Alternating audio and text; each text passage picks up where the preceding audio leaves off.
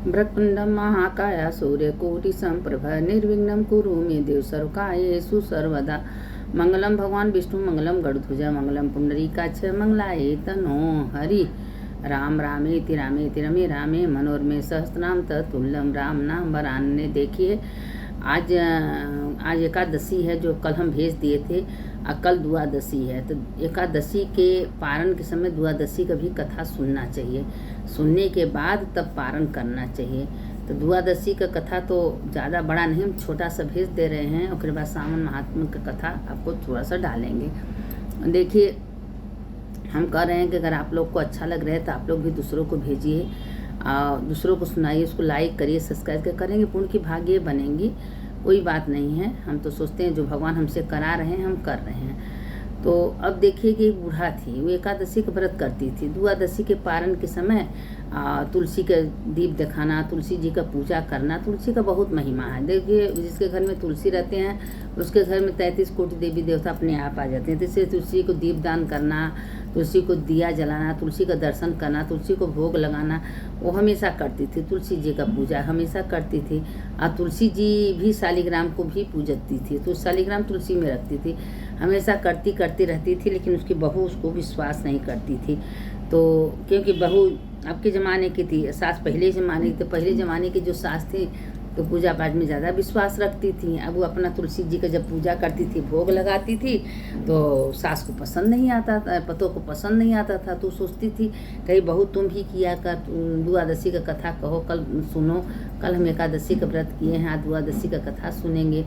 तो कहे माँ जी सब हमारे पास टाइम नहीं, हम नहीं करेंगे। अब वो अपना तुलसी जी का पूजा करती थी और सबको द्वादशी का कथा सुनाती थी कि जो भी एकादशी का व्रत करके तुलसी जी का पूजा करेगा, तुलसी जी में जल चढ़ाएगा, तुलसी को दीप चढ़ाएगा, तुलसी को भोग लगाएगा, उसके समस्त पाप तत्काल नष्ट हो जाएंगे। ये तो द्वादशी का थोड़ा सा डाल दे रहे हैं। सावन महीने का सुनिए। देखिए सावन मास में कथा क्या है कि सावन माह में एक दिन कैलाश पर पार्वती माता बैठी थी अकेले। शंकर जी भोलेनाथ कहीं घूमने गए थे, तो नारद जी आए नारायण नारायण करते। तो माता जी से पूछे कि माता भोलेनाथ विभूति शरीर में क्यों लगाते हैं, आपसे बताए हैं? कहा हमसे बताए हैं। तो कहें कि माता भोलेनाथ रुद्राक्ष क्यों पहनते हैं, आपसे बताए? कहें हमसे बताए हैं। अब जो भोलेनाथ कैलाश पर क्यों बैठते हैं, कैलाश में समाधि क्यों लगता है, आपसे कहें हमसे बताए। अब सब में नारद जी हार गए, सोचे अब क्या कहें। तो कहें अच्छा माता एक बात हम और कह रहे हैं आपसे। कहें क्या? कहें 108 मुंडों की माला भोलेनाथ गले में क्यों धारण करते हैं, आपसे कभी बताए हैं? कहे नहीं नारद ये तो नहीं बताया, कौन से पूछिएगा। अब नारद वहाँ से जा रहे थे, नारद ने भगवान भोलेनाथ देख लिए, भोलेनाथ को पता चल गया नारद कुछ न कुछ आग लगाए हैं। जेकर झगड़ा लगाने का क्रिया रहती है तो कहीं ना कहीं जाके झगड़ा लगा देता है। अब भोलेनाथ को ही पता चल गया कि आज ही पार्वती जी से झगड़ा लगा दिया।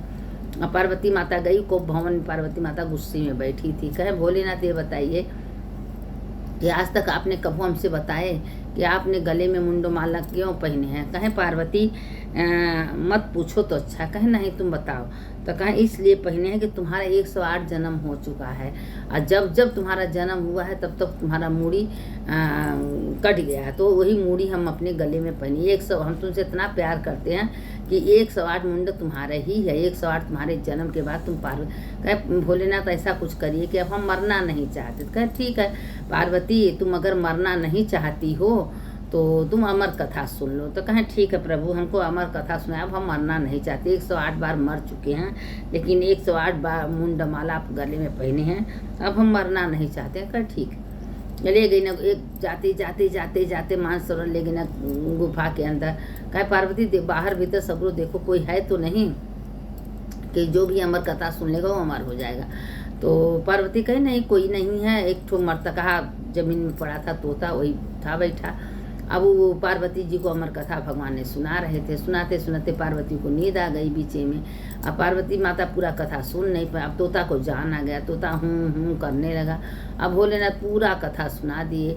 तो पार्वती से पूछे कि पार्वती तुम अमर कथा पूरा सुने? कहे महादेव हम तो पूरा नहीं सुन पाए क्योंकि हमको बीचे में नींद आ गई थी। कहे जब तुमको नींद आ गई थी बताओ तुम सुन नहीं पाते, कौन कार्य कर रहा था? अब भगवान ने बाहर देखे तो एक सुख का रूप में तोता, छोटा सा तोता।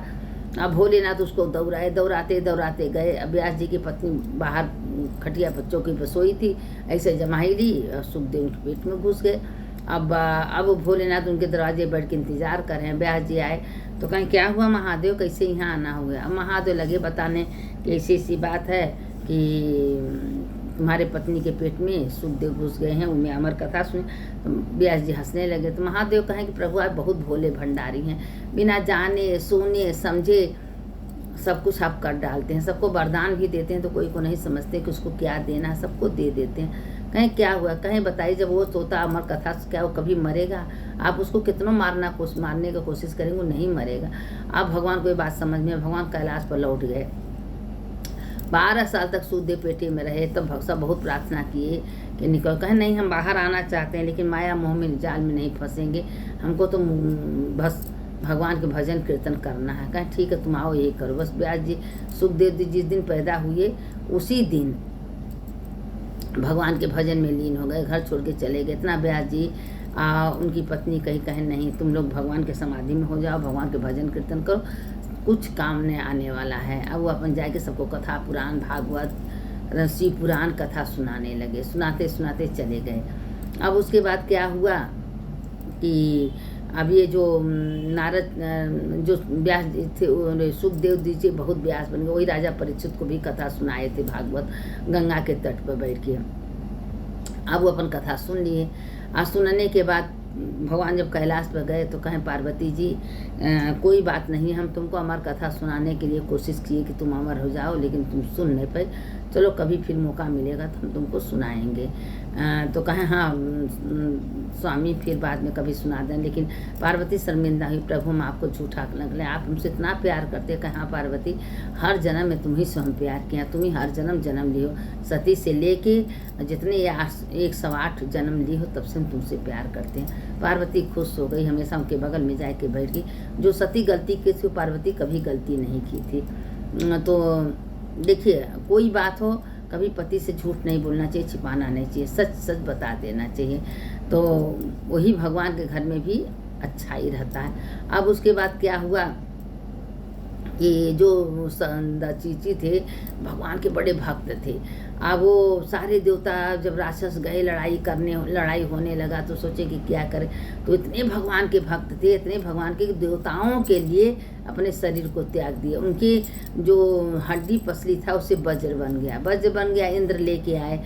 जब इंद्र लेके आए तो सब खुश होता। उसकी अपने पत्नी जो सोचा थी अपनी पत्नी को भेज देते। उनकी पत्नी को पता चला कि देवताओं के कल्याण के लिए मेरे पति अपने शरीर को त्याग दिए, तो वो अपने चिता में जलने जा रही थी, सती होने जा रही थी। तो आकाशवाणी हुआ, तुम्हारे पेट में जो बच्चा है उसको हो जाने दीजिए, तो जो करना है करिए। तो वही पत्थर मार के अपने पेट में से बच्चे को निकाल दिए। पिपलाक्ष महादेव हैं, वही दधीचि के पुत्र हैं, तो उनका नाम हो गया पिपलाक्ष महादेव। शंकर के ही रूप पैदा हुए थे, क्योंकि शंकर के भक्त थे। वो अपने पति के लोक में चली। वहाँ पति देखे तो उनके पति बड़े खुश थे, चल तो अपने पति के साथ रहने लगी लोक में। तो जो भगवान महादेव की सेवा करता है वो सेवा व्यर्थ नहीं जाता है। अब 84 लाख जोइन में हम लोग ने कौन बुरा कर्म किए, क्या अच्छा किए, क्या नहीं किए, हर चीज़ को हमको भोगना पड़ेगा ना। तो इसीलिए कहते हैं कि जितना हो सके अच्छे कर्म। देखिए गधा है, उल्लू है, भेड़िया है, मक्खी है, मच्छर है, ये सब 84 लाख जोइन में आती हैं। तो मानुष तन 84 लाख जोइन के बाद मिलता है। तो अच्छे कर्म से मानुष तन मिलता है। अब बहुत तपस्या है तो मुक्त हो जाता है, उसका आवागमन से छुट्टी हो जाती है। तो ऐसा हमको कुछ करना चाहिए कि आवागमन से छुट्टी हो जाए। बार बार जन्म लेना, मरना, जन्म लेना अच्छी बात नहीं है। तो भगवान का तपस्या करिए, दिन रात उठते बैठते भगवान को अंदर बैठा लीजिए, और हमेशा भगवान का चर्चा में, भगवान के नाम में, भगवान के कथा में, सत्संग में अपना जीवन व्यतीत करिए। कुछ जानने वाला है, शरीर का संबंध है, आत्मा निकल गया उसी दिन सब कुछ खत्म हो गया। तो इसीलिए सोचना चाहिए मैं कौन हूँ, मैं आत्मा हूँ, मैं शरीर नहीं, मैं सबके अंदर हुई परमात्मा की बात है। जो सावन महीना में हर अपने दरवाजे पर, मंदिर में कहीं भी दीपक जलाता है, तो वो दीपक मतीन जब उसकी आत्मा निकलती है तो भगवान उसको दीपक दिखाते अच्छे रास्ते से ले जाते हैं। तो जैसे अच्छे लोग का यहाँ पूछ होती है, अच्छे लोग को पूछते हैं कि नहीं ये इनसे मिलने से हमें खुशी मिलती है, उसी तरह भगवान के पास अच्छे लोग जाते हैं तो भगवान खुश होते हैं। अब बुरे लोग के लिए भगवान की यहाँ जगह भी नहीं है, अब भगवान भी मुंह मोड़ लेते हैं। अच्छे लोग के जैसे यहाँ जगह, अगर कोई मर गया उसका तारीफ हुआ, उसके लिए लोग परेशान हो रहे हैं, तो जानिए कि वो स्वर्गलोक में गया है। तो इसीलिए अच्छे काम करिए, न किसी को कष्ट मत दीजिए, किसी को पीड़ा मत दीजिए, क्योंकि मानुष तन बहुत भाग्य से मिलता है। यह सोचिए कि सबकी आत्मा में वही परमात्मा की वास है। जो कथा पुराण सत्संग करता है उसका तो बेड़ा पार होना है, क्योंकि हजारों में भगवान इक्का दुक्का लोग को सुनते हैं जो उसका मन लगता है। इतना लोग होते हैं पैदा, किसी का मन ही नहीं लगेगा, और भगवान उसी को चुनते हैं जिसको मुक्ति देना है। तो इसीलिए कहते हैं अच्छे कर्म का अच्छा फल, बुरे कर्म का बुरा फल। चलिए सावन महात्म की कथा समाप्त। अब इसके कथा आगे कथा कल डालेंगे, इसीलिए बहुत छोटे डालते हैं कि आप लोग मन लगाए के सुनिए। इतना ही सुनेंगी, एक दिन भगवान भोलेनाथ कल्याण कर ही देंगे। सुनने वाले की जय, सुनाने वाले की जय। शंकर शंकर हर हर शंकर, शंकर शंकर जय जय शंकर, शंकर शंकर हर हर शंकर, शंकर शंकर जय जय शंकर। मंगल भवन मंगलहारी उमा जपते त्रिपुरारी, हर हर महादेव शंभो काशी विश्वनाथ, गंगे माता पार्वती संग। हर हर महादेव शंभो काशी विश्वनाथ, गंगे माता पार्वती संग। सुनने वाले की जय, सुनाने वाले की जय। हर हर महादेव।